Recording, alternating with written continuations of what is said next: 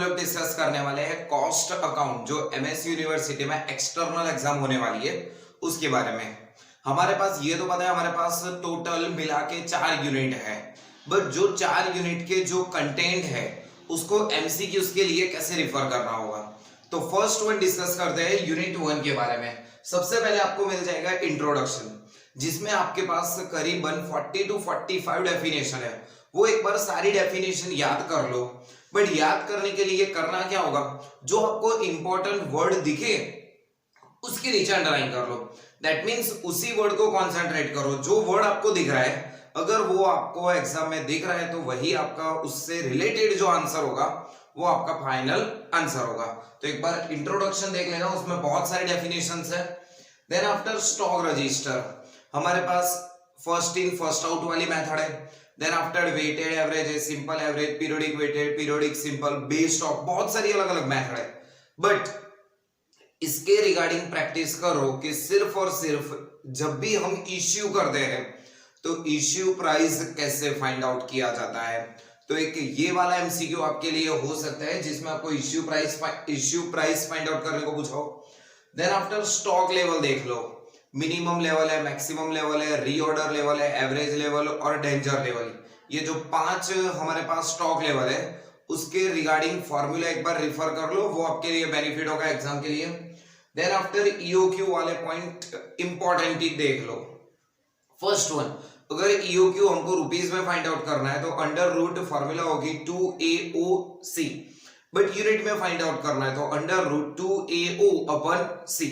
चलो है क्या यहाँ पे, तो कि 2 तो एज यूजुअली हमको रख ही देना है वहां पे, but A for annual consumption. अगर आपको मंथली दिया है कंजम्पशन तो जो भी है आपके पास इंटू 12 करके फाइंड आउट कर दो एनुअल कंजम्पशन। अगर क्वार्टरली दिया है तो इंटू 4 करके फाइंड आउट कर लो। 6 मंथली दिया है तो इंटू 2 करके एनुअल कंजम्पशन फाइंड आउट कर लो। पर बच्चों कुछ भी करो, हमको चाहिए पूरा annual consumption. O for ordering cost वो तो प्रोवाइड किया गया होगा। C for carrying cost, normally carrying cost क्या होती है कि परसेंटेज में दी जाती है, बट परसेंटेज किसके करने हैं तो हमेशा याद रखो कि परसेंटेज जो हम मटेरियल परचेस कर रहे हैं, जो परचेस प्राइस है उसके परसेंटेज कर लो तो वो होगी हमारी कैरिंग कॉस्ट। फॉर्मूला में रखो, वैल्यू मिल जाएगी। इसके अलावा और एक यहाँ पे टॉपिक याद रख लो कि अगर नंबर ऑफ ऑर्डर पूछे तो आपको क्या करना होगा, एनुअल कंजम्पशन पूरे साल में इतनी डिमांड है अपनी, डिवाइडेड बाय ईओक्यू कर दो कि कितना हमको मंगवाना है EOQ, that means economic order quantity. तो हमारे पास मिल जाएगा नंबर ऑफ ऑर्डर भी यहाँ पे पता चल जाएगा। एक्स्ट्रा पॉइंट में ये याद रख लो कि अगर ईओक्यू है तो टोटल कैरिंग कॉस्ट और टोटल ऑर्डरिंग कॉस्ट वो ऑलवेज इक्वल ही होगी। नॉट मैं यहाँ पे पर यूनिट या फिर पर ऑर्डर की बात नहीं कर रहा, मैं टोटल कैरिंग कॉस्ट और टोटल ऑर्डरिंग कॉस्ट इक्वल होने वाली है अगर हम ईओक्यू से परचेस कर रहे हैं। और एक लास्ट में 2 टॉपिक है वो भी एक बार कंसीडर कर लो, ABC analysis and weight analysis. इतना ध्यान में रखोगे तो यूनिट 1 में जो भी एमसीक्यू पूछेंगे आपके लिए बहुत इजी हो जाएंगे। अब डिस्कस करते हैं यूनिट नंबर 2 के बारे में। फर्स्ट ऑफ ऑल हाल से और रो 1 बोनस प्लान इंपॉर्टेंट, एक बार फॉर्मूला देख लो कैसे उनको बोनस प्लान फाइंड आउट किया जाता है। टोटल अर्निंग क्या है, total earning normal wages plus bonus, normal wages कैसे फाइंड आउट किया जाता है और बोनस की फॉर्मूला क्या है। इसमें बोनस वाली फॉर्मूला देख लो, बोनस प्लान भी देख लो। बोनस प्लान मतलब यहाँ पे टेलर बोनस प्लान से इमर्जेंसी इफिशियंसी है, हल इमर्सन इफिशियंसी है, merit differential piece rate plan है। ये सारे बोनस प्लान देख लो और उसके परसेंटेज ध्यान से समझ लो कि क्या परसेंटेज है तब आपको क्या बोनस प्रोवाइड करना है। ये खत्म, उसके बाद entry of over time. Over time मतलब जब पर्टिकुलर कंपनी में हम वर्क करते हैं तो हमारा टाइमिंग पीरियड फिक्स होता है कि sir suppose morning 9 to evening 6 तक, बट आफ्टर 6 भी हम वर्क करें या फिर बिफोर 9 AM भी हम अगर वर्क कर रहे हैं तो उसको बोलेंगे ओवर टाइम। तो ओवर टाइम क्यों हो रहा है, क्या उसके चांसेस नॉर्मल है एबनॉर्मल है। अगर नॉर्मल है तो फैक्ट्री ओवर में ट्रांसफर करेंगे, अगर एबनॉर्मल है तो costing profit and loss account. Same thing अगर मैं बात करूं एंट्री ऑफ ओवर टाइम की तो उसके लिए ऑपोजिट एक पॉइंट भी है, एंट्री ऑफ आइडियल टाइम। ऐसा टाइम जो नॉर्मली कंपनी में जो भी वर्कर्स होते हैं वो कुछ ना कुछ टाइम वेस्ट करते हैं, जिसको हम बोलते हैं आइडियल टाइम। तो आइडियल टाइम का भी सेम एंट्री होगा हमारे पास, नॉर्मल है तो फैक्ट्री ओवरहेड, एबनॉर्मल है तो costing and profit and loss account. But एक और चीज यहाँ पे आप देख लेना कि आइडियल टाइम के रीजन क्या होते हैं। कुछ रीजन ऐसे होते हैं जो अवॉइडेबल होते हैं, कुछ रीजन ऐसे होते हैं जो नॉन अवॉइडेबल, जिसको हम अवॉइड नहीं कर पा रहे हैं। Then after labour turnover, separation labour turnover ratio देख लो, रिप्लेसमेंट देख लो and at last flux method. एक बार नॉर्मली फॉर्मूला देख लो तो आपको इससे अंदाजा हो जाएगा कि क्या है labour turnover. Classification of overhead, एक आपके पास 1-2 पेज की थियरीज भी इसमें अवेलेबल है, तो ये वाला पॉइंट डिस्कस कर लो जिसमें डेफिनेशन ही होगी आपके लिए। सिंपल है, एडमिन कॉस्ट किसे बोलते हैं, सेलिंग ओवरहेड किसे बोलते हैं, अलग अलग डेफिनेशन आपको प्रोवाइड किया गया है। Under absorption and over absorption, अब ये क्या है अंडर एब्सॉर्प्शन ओवर एब्सॉर्प्शन? मेरा एक्चुअल एक्सपेंस जो भी हो रहा है, बट मैं एक्चुअल एक्सपेंस नहीं लिख रहा, मैं किसी के बेस के ऊपर से अपनी कॉस्ट लिख रहा हूं। सपोज मैं जितने भी यूनिट प्रोडक्शन कर रहा हूं, पर यूनिट में 2 कॉस्ट लिख रहा हूं, 2 रुपीज पर यूनिट। तो क्या हो रहा है, मैंने टोटल 1000 यूनिट प्रोड्यूस किए हुए, तो 1000 इंटू 2, तो मेरी कॉस्ट क्या लिखूंगा मैं, 2000 यूनिट। बट यार एक्चुअली क्या हुआ है, क्योंकि सर एक्चुअली 1800 ही कॉस्ट हुई है, रिकॉर्ड कितना किया है हमने 2000, बट एक्चुअल कॉस्ट क्या हुई है 1800। तो एक्चुअल से जो हमने एंट्री की है वो ज्यादा है, तो इसको बोल देंगे हम ओवर एब्सॉर्प्शन। बट एक्चुअल ज्यादा है और जो रिकॉर्डेड रेट है वो कम है, तो इसको बोल देंगे हम अंडर एब्सॉर्प्शन। ये एक पॉइंट कंसीडर कर लेना। एंड ओवरहेड की जो डेफिनेशन है वो यहाँ पे कंसीडर कर सकते हो। यस, यहाँ पे ये यूनिट नंबर 2 में जब ओवरहेड की डेफिनेशन देखो तो उसके साथ साथ ये भी देख लो कि जो हमारे पास ओवरहेड के बहुत सारी अलग अलग मेथड है, जैसे ट्रायल एंड एरर मेथड है, कंटिन्यूअस डिस्ट्रीब्यूशन है, रिपीटेड डिस्ट्रीब्यूशन जिसे हम बोलते हैं, जो भी सारी मेथड है वहां पे जो भी इनडायरेक्ट एक्सपेंस है, फॉर एग्जांपल रेंट, तो रेंट किस रेशियो में डिवाइड होता है, तो ऑब्वियसली फ्लोर एरिया में डिवाइड करेंगे। देन आफ्टर इलेक्ट्रिसिटी है तो नंबर ऑफ लाइट पॉइंट। ये क्लासिफिकेशन एक बार देख लो, वो आपके लिए एक बार यहाँ पे बेनिफिटेड हो जाएगा।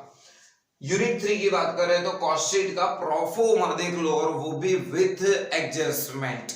इस वीडियो के डिस्क्रिप्शन में आपको उसकी लिंक मिल जाएगी, बहुत ही बेनिफिटेड होने वाला है ये वाला पॉइंट।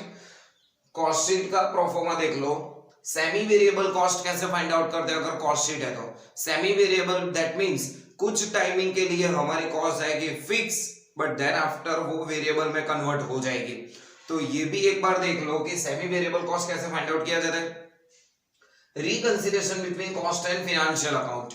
रिकंसिलिएशन दैट मींस मैं कॉस्ट अकाउंट बना रहा हूं, दैट मीन कॉस्ट शीट बना रहा हूं, फाइनेंशियल स्टेटमेंट बना रहा हूं, that means trading and profit and loss बना रहा हूं, बट दोनों का जो प्रॉफिट हो रहा है वो डिफरेंट आ रहा है। तो वो डिफरेंट क्यों आ रहा है, उसके रीजन फाइंड आउट करने के लिए हम रिकंसिलिएशन बनाते हैं।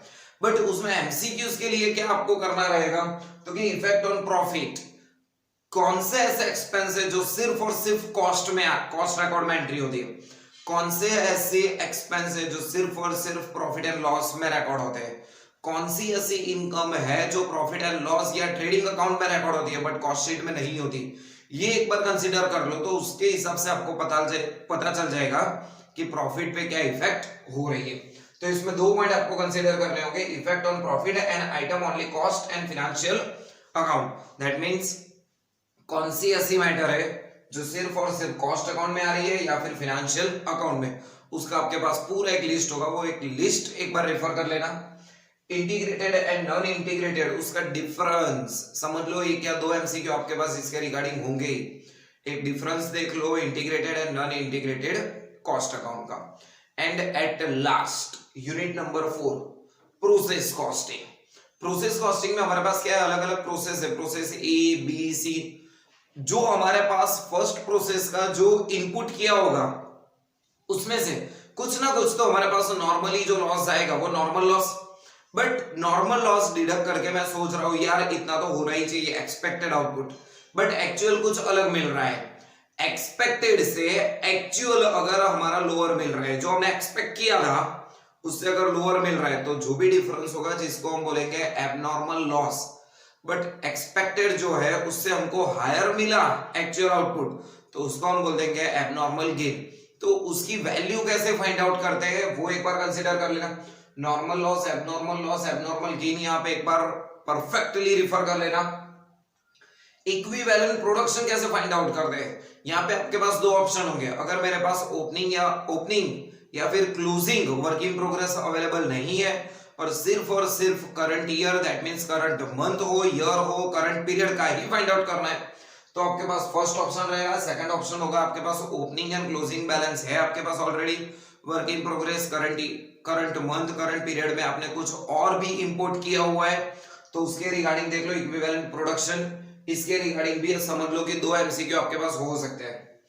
जॉब कॉस्टिंग में क्या करना है, जॉब कॉस्टिंग सिंपल है। जॉब कॉस्टिंग एक तरह की कॉस्ट शीट ही है, बट ये पर्टिकुलर डिपार्टमेंट के लिए बनाई जाती है।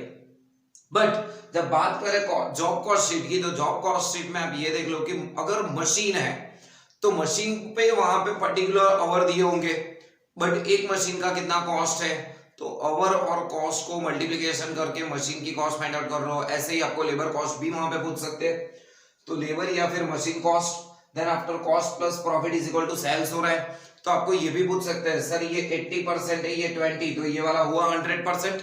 तो ये भी पूछ सकते हैं 80-20, तो मैं ये बोल सकता हूँ कि कॉस्ट के ऊपर मैंने 25% प्रॉफिट लिया हुआ है, तो सेल्स के ऊपर कितना लिया होगा वो आपको क्वेश्चन में पूछ सकते हैं। चलो सेल्स 100 है, ये 20 है, तो मेरे को इसके परसेंटेज फाइंड आउट करना है, तो 20 डिवाइडेड बाय 100, तो मेरे पास होगा 20%। तो मैं ये बोल सकता हूँ अगर मेरे प्रॉफिट कॉस्ट पे 25% है तो सेल्स पे होगा मेरा 20%। ये वाला एक पूछ सकते हैं आपको। And at last batch costing की बात करें, जब बैच कॉस्टिंग की बात आए तो कॉस्ट पर यूनिट कैसे फाइंड आउट करते हैं, profit per unit and overall position.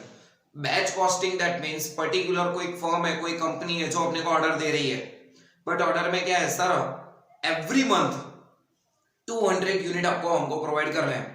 तो अगर वो कॉन्ट्रैक्ट मेरे पास पूरे 6 महीने का है तो 6 महीने में मैं टोटल 1200 यूनिट वहां पे सप्लाई करूंगा। तो जो भी यूनिट में सप्लाई कर रहा हूं उसके लिए ओवरऑल पोजीशन मेरे को प्रॉफिट क्या हो रहा है कि कैसे कैलकुलेट करना है। 1200 इनटू सेलिंग प्राइस हमको ऑलरेडी प्रोवाइड किया गया होगा, जिसको हम कॉन्ट्रैक्ट प्राइस से भी नाम से जान सकते हैं कि हमारे इतनी कॉन्ट्रैक्ट प्राइस हो सकती है। तो वो देख लो, माइनस कर लो कॉस्ट, 1200 यूनिट बनाने में कितनी कॉस्ट लगी है, जो हमारा रहेगा उसको हम बोल देंगे प्रॉफिट, जो ओवरऑल पोजीशन 1200 यूनिट के लिए। तो ये था आपके पास यूनिट 1, 2, 3 एंड 4 का ओवरऑल आपको एमसीक्यूज के लिए कैसे प्रिपरेशन करनी है। इतने अगर पॉइंट आपने एग्जाम के लिए कंसिडर कर लिए तो आपके एग्जाम ऑब्वियसली बहुत अच्छी होने वाली है, ये मेरी गारंटी है। फिर भी अगर कुछ डाउट्स है छोटे मोटे तो नीचे कमेंट सेक्शन में आप लिख सकते हो। All the best.